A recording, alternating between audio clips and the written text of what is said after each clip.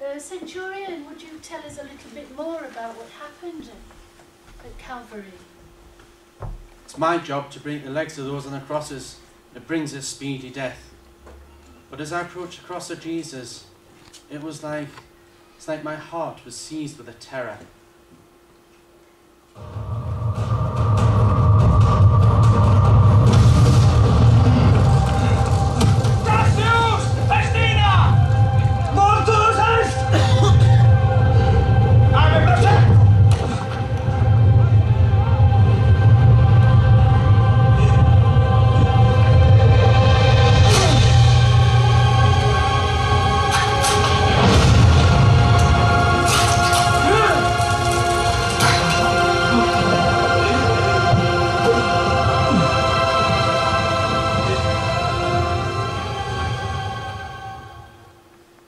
Someone cried out, "Come on, get on with it."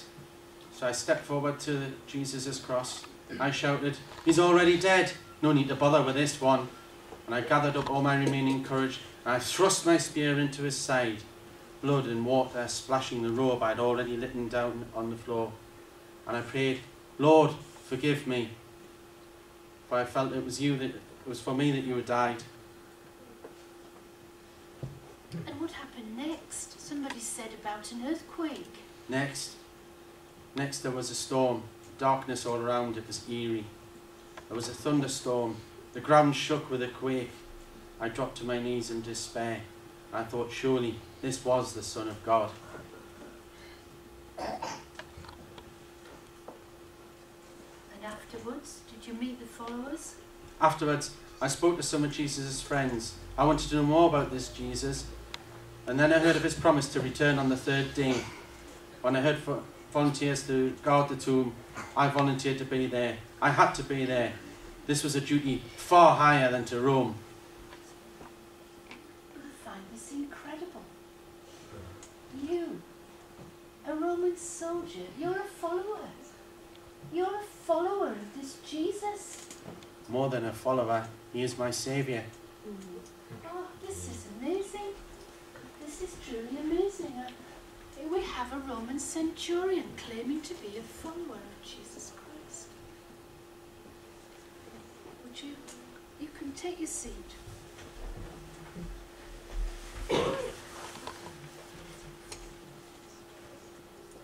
And now we turn to Pilate. Could you tell us, why did you feel it necessary to place guards at the tomb of Jesus? I am in charge, and I make the decisions that I think are best. And there was some concern that the followers of Jesus might take the body. As I was in charge, I had to make sure that this did not happen. It would have put me in a difficult situation. Or was it that you feared that Jesus might return as he had said? I pay no attention to the prophecies or prognostications of those around me. I have no time for your idle conjecture. Why do you ask Herod this question? Don't talk to me. I've always made the right decision throughout my career. Yeah. And what was the right decisions when you were dealing with the King of the Jews? But we will speak to Herod. Herod, did you fear that Jesus might come back from the dead? Afraid? Were you afraid? No, hell no. I fear no one. I am feared. I am Herod. I am feared. Jesus received the punishment he deserved. Death by crucifixion.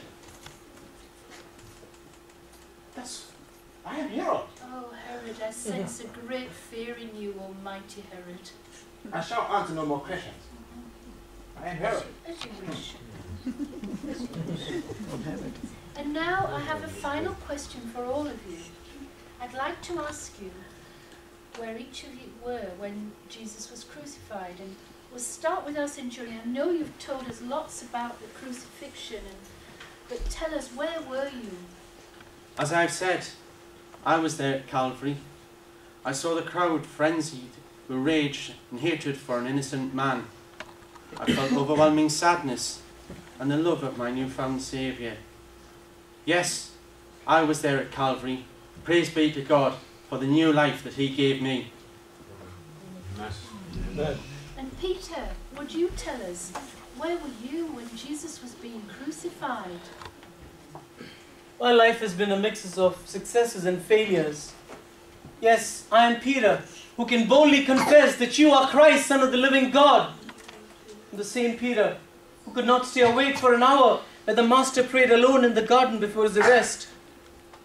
Yes, I'm the same Peter who will never again hear a rooster crow without being tormented by memories of my denial. Where was I? I was hiding, lest someone should identify me as a disciple of Jesus Christ and put me to death.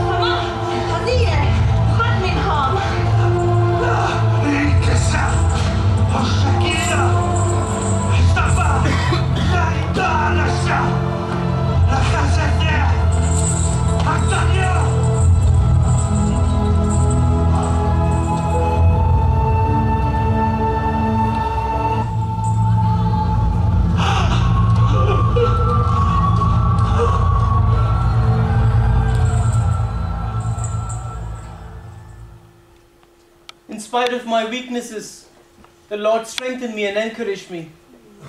Yes, I am Peter. I too am a forgiven man.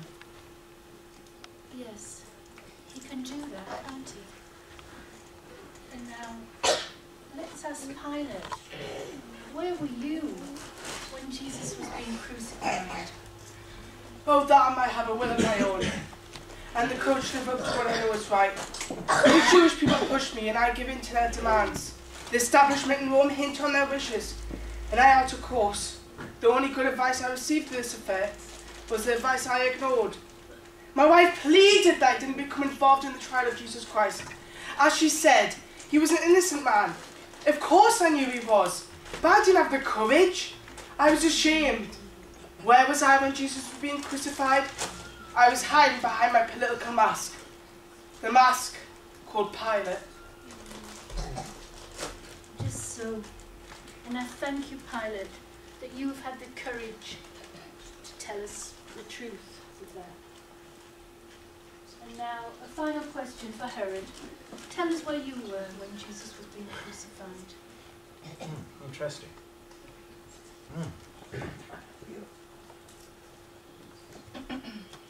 I know where was it? Interesting.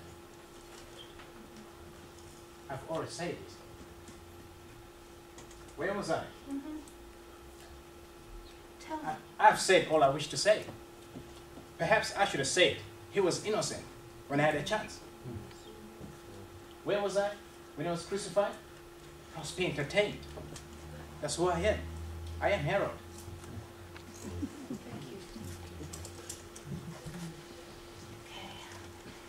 Well, we've heard the testimonies of these people and the stories of some of the people who walked with Jesus and others who were there when he was crucified.